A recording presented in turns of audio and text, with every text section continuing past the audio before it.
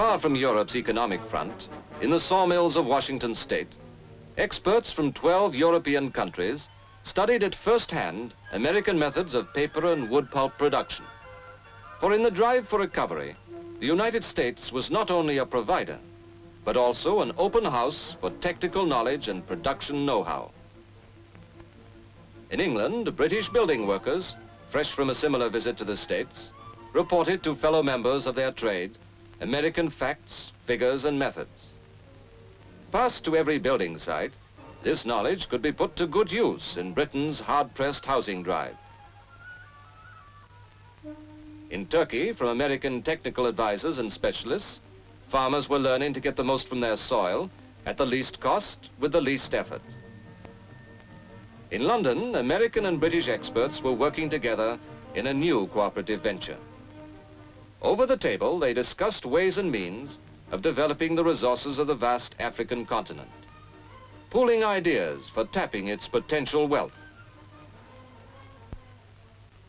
Meanwhile, to salesmen of Britain's export drive, Americans passed on tips for breaking into that other great jungle, the huge commercial market of the United States. The market is rugged. The market is competitive, but it is a huge market. And big as it is and vast as it is, none of us in sales management of America believe that we, even, have exploited it to the full. But if the old world was learning, so indeed was the new. Touring the provinces of France were farmers from the Middle West, seeing Europe's agriculture for themselves. Here, Iowa, Texas, and Oklahoma learned that though France's plumbing might not be up to their standards, its livestock was unsurpassed. But one significant thing all American visitors to Europe could mark and point out to each other: the changing face of the continent. Fully aware that martial aid would end in 1952, each country was using currency saved by aid dollars to build for the future.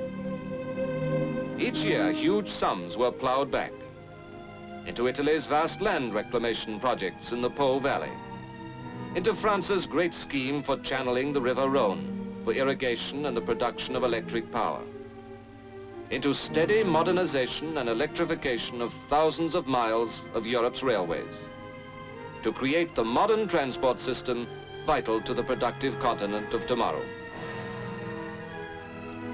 Yes, from Norway to the Mediterranean, Europe was building for the future.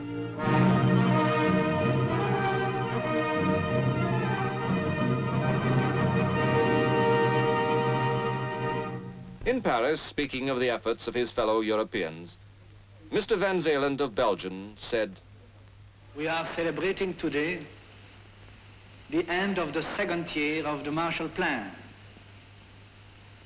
Those 2 years have not been lost, and yet we have no right to be satisfied with ourselves, because we know that so much remains to be done in the future. And we are convinced that unless we reach the goal, everything we have done so far will finally be lost." Yes, in Europe, time was short. For though this was a continent of the war-weary, the homeless, and the needy, it was also the front line in the battle for democracy.